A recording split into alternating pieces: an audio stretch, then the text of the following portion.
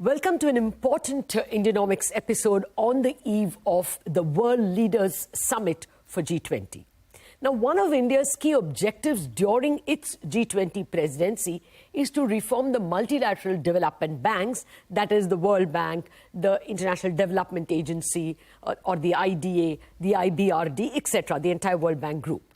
An independent expert group comprising Dr. NK Singh from India and Dr. Lawrence Summers from the US have drawn up a report that aims to reform and energize these institutions to contribute more towards not just poverty alleviation, but global public goods like climate change, sustainability.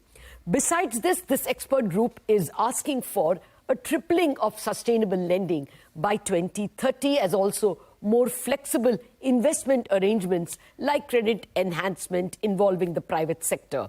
One of the authors of this report is our own, very own Dr. NK Singh, and he joins me today. Dr. Singh, thank you very much indeed for finding time for us in what must be very busy days ahead of the World Leaders Summit. Well, my first question to you is there anything in terms of a low-hanging fruit which you are hoping will be pushed in the upcoming World Leaders Summit? Well, I think that we presented, as you said, our first report to the finance ministers and governors of the central bank in Gandhinagar on the 18th of July. That was subjected to a very detailed discussion, and the finance minister, in her concluding statement, summed up by saying, appreciated the report, and that report would certainly be available to the summit of the G20. But this is work in progress, because the second part of the report, each of the reports are, of course, independent entities of their own, but they are, of course, integral to each other. The second part of my report will be presented on the 12th of October to the fourth and final meeting of the finance ministers and governors of central bank under our presidency in Marrakesh. Okay. And that will be the two integrated pieces of our recommendations addressing the rather wide-ranging terms of reference which was given to us by the G20 experts. You are aware of these wide-ranging terms of reference. They have three components to it. First and foremost, of how to make these multilateral development banks, and this goes well beyond Latha, the World Bank Group. Okay. Because as you know, the multilateral development banks include the Asian Development Bank, the European Bank for Reconstruction and Development, the Inter-American Bank, the Bank of Africa for African Development Program. So the multilateral development banks is a wide family, and this report, which we are presenting, covers also the broad issue of the symmetry, cohesiveness, and enhancement of the capability of the multilateral development banks acting in unison and acting as a family instead of acting just individually. So the terms of reference, therefore, has three parts. First, to assess the funding requirements, taking into account the new thing which you mentioned, transboundary goods, the global public goods, the issues of climate, pandemic, fragility of nations, and also how to really substantially enhance the lending capabilities of the multilateral development banks, both by optimizing the balance sheet which exists today, and also to be able to harness additional private capital. Okay. You wrote a piece, I think it was in the Indian Express, expressing your disappointment over even the total lending done, the balance sheets of, for instance, the World Bank Group. Compared to their origin from 1950 to now, the GDPs of the various poor countries has risen manifold, whereas their balance sheet has barely doubled. Would you say capital is the big problem? No, I would say more than capital. The working methods, the working procedures, and the alacrity with which they are able to harness private capital which is available. To give you one broad ballpark figure, and we brought it out in an article written subsequently, which you may or may not have seen, but I commend that for purposes of improved understanding. The article jointly written by Professor Lawrence Summers and myself, which was published in the Project Syndicate, Yes. Shortly after our presentation of our first report on the 18th of July. Yes. Broadly speaking, what we pointed out is that the World Bank currently, the World Bank recapitalization for the WBG, so to say, is just $22 billion. Yes. Leaving out the question of... Against that, they have lent $900 billion. So in a certain sense, you can say that they have been very efficient financial intermediators in being able to harness their equity. But at the same time, I express my disappointment. When it comes to private capital, the same principle has not been followed, because $1 has only led to $0.6, which is a harnessing of less than even one. Whereas in the other lending operations, they have been shining examples of success of 20 billion leading to 900 billion. So the disappointment was really against the work culture, against the procedures, against the methods, and of course the ability to harness private capital to address this problem of global public goods and transboundary challenges. I indeed read your Project Syndicate article with Dr. Summers, and in fact, even as you speak, the key takeaways from that passage is running for the benefit of viewers. Now, over there, both of you make the point that one priority is to persuade the donors to provide an additional $30 billion. You know, the numbers you referred to. Now, that looks difficult at this point in time, does it? We had Janet Yellen, when she was attending this meeting in Ahmedabad, saying that they're not very keen on providing additional capital till the World Bank and the other institutions reform themselves. So do you think that's going to be a constraint and that should be taken up in subsequent meetings? Let me put it this way to you. That our terms of reference enjoins upon us, the first word itself in our terms of reference is to provide a roadmap for an updated MDB system. The roadmap is between now and 2030. There are different ingredients of the roadmap, one of which, of course, is how to enhance the lending capability, of which the foremost component is optimizing the existing balance sheet. Yes. Following on the recommendations of the Capital Adequacy Framework Report, which was set up under the Italian presidency, but taken up very rigorously under the Indonesian presidency. And one of the things which we have closely looked at is how to therefore fully implement the Capital Adequacy Framework Report, which of course will greatly enhance the lending capability of the multilateral development banks.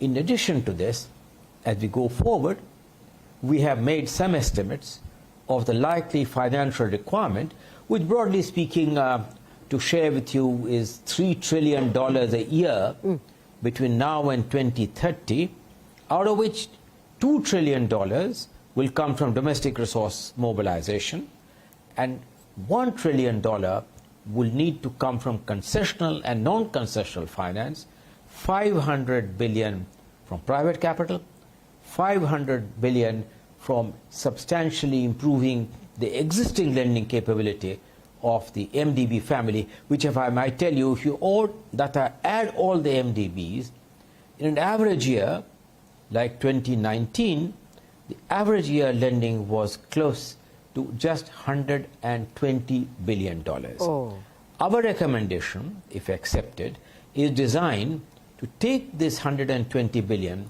closer to the 400 billion mark, which therefore entails a number of measures. One, of course, is the harnessing of the Capital Adequacy Framework Report, harnessing private capital, and of course, it also entails an increase in the recapitalization of the banks to improve the ability of the banks to enhance their lending operations.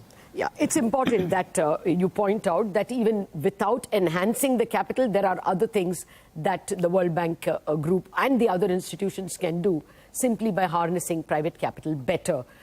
And there have been other scholars who point out that the World Bank need not use its efforts to once again measure the GDP forecasts, which is anyway being done by OECD and IMF, and that they should work. I mean, there have been these welter of comments coming in. But what do you think is, I mean, since you know how the groups work, what do you think we can see implemented?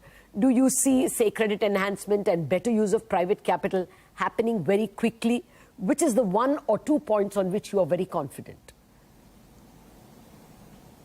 Well, I think that I'm pretty confident that the recommendations relating to the Capital Adequacy Framework report. Okay. I mean, right now, of course, they have an equity loan ratio. There have been some efforts to increase it at the last meeting of the spring meeting of the IMF and the World Bank, which looked at the World Bank's evolution, the report on the evolution of it, the World Bank's roadmap. We seek to enhance that equity loan ratio rather substantially, which will result in a very substantial increase in the lending capability of the World Bank Group. And equally, if this principle is applied to the multilateral development family as a whole, which means the Asian Development Bank, the European Bank for Reconstruction and Development, the African Development Bank, the Inter-American Bank, it will substantially enhance the lending capability. At the same time, efficiency, ease of business, and mitigating the risks of private capital would be a very, very part of this concerted effort. Okay. Of course, the fact that the shareholders will serve themselves better if the process of a somewhat enhanced capital, which they wish to put in, becomes part of this process, so that the shareholders send a powerful signal to credit rating agencies and to the market that they are behind this enhanced lending capability of the World Bank family, that everything works in harmony and in tandem. Okay, fair point, sir. Now, finally, 2 political questions. One is something that you raised in one of the G20 meetings. I heard you. Voting is still skewed in favor of Europe and, of course, even in favor of the United States. Can the voting in these institutions be made pro-global South? And can organizations or umbrellas like the BRICS be used to weld the global South to put pressure and change the voting patterns? Well, you know, it's a question of priority. At this moment, I think that if you read the first line of the Project Syndicate article, it says, the world is on fire. Yes. We do not have the luxury of time. We do not wish to waste at this moment our energies on rejigging the entire voting structure of the MDB system. Okay. We believe that we may be accused of kicking the can down. The IMF already is seeking to make progress by the December, and certainly by 25, on redoing the quotas of the IMF. Let us see what happens on that. But we do not wish to postpone the priority and the urgency of the other recommendations which we have made in terms of tripling the lending capability, tripling the mandate, and tripling the mechanism. Okay. That is a high priority for us because the world is on fire, as we have said. Absolutely. So I think that is very pragmatic prioritization. Better do what we rather than, alight more fires which may take, long to be resolved. But just a final question. Isn't the ambience and the political context kind of contrary to this? We are getting into a world where instead of cooperation, you have even more grabbing and snatching and blocks.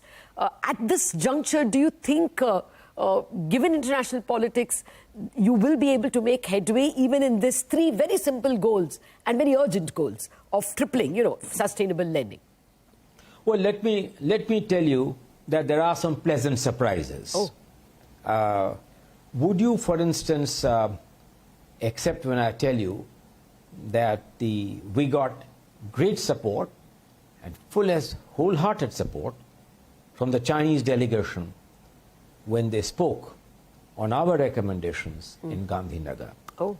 Would it be a surprise to you that for President Biden, not only in terms of the statement which he has made yesterday and day before, fully putting his weight behind the reform of the multilateral development banks, the fact that at the same time the Prime Minister of India, who has taken a lead on the reform of the multilateral development banks, was it a matter of accident that much before we assumed the presidency, Prime Minister Modi had already prioritized the reforms of the multilateral development banks as high up on his agenda? Okay. You see, this cuts across the normal perceptions of geopolitical divides. Okay. If the Chinese are fully behind the sort of increase which is being contemplated, tripling the capacity of the MDBs, and if we and many of of course the South is very much in favor of it, and the powerful support given by the President Biden on reforming on the philosophy of reforming the multilateral development banks, that I think is a happy configuration and a happy congruence of events in addressing what we called the world is on fire. Okay. Let me conclude this part of the conversation by saying, "Aapke muh mein ghee shakkar." Let's hope that before our presidency gets over, some tangible progress is made in the very laudable goals that your independent expert group has set in terms of tripling. But by the way, Yes. Can I just add, Sure. interrupt you to add, our presidency does not end on the 10th of September. Okay. Our presidency comes to an end only on the 30th of November, when we pass on the baton to Brazil, because so everything that happens after the summit and till the 30th of November, the tangible gains would be during our period of presidency. Okay. That is important to bear in mind, because there are many important other events to happen after the conclusion of the big summit. Okay. Well, then there's even more time and even more reason to hope that the tangible goals you all have put on the table in terms of tripling of lending to sustainable goals does take off before November 30th itself. At least the first steps are taken. Dr. Singh, thank you very much for this, but I am going to detain you for another couple of questions on another important hat that you wear. You are the chairman of the 15th Finance Commission. I must squeeze in a couple of questions on the 16th Finance Commission in a minute after this break.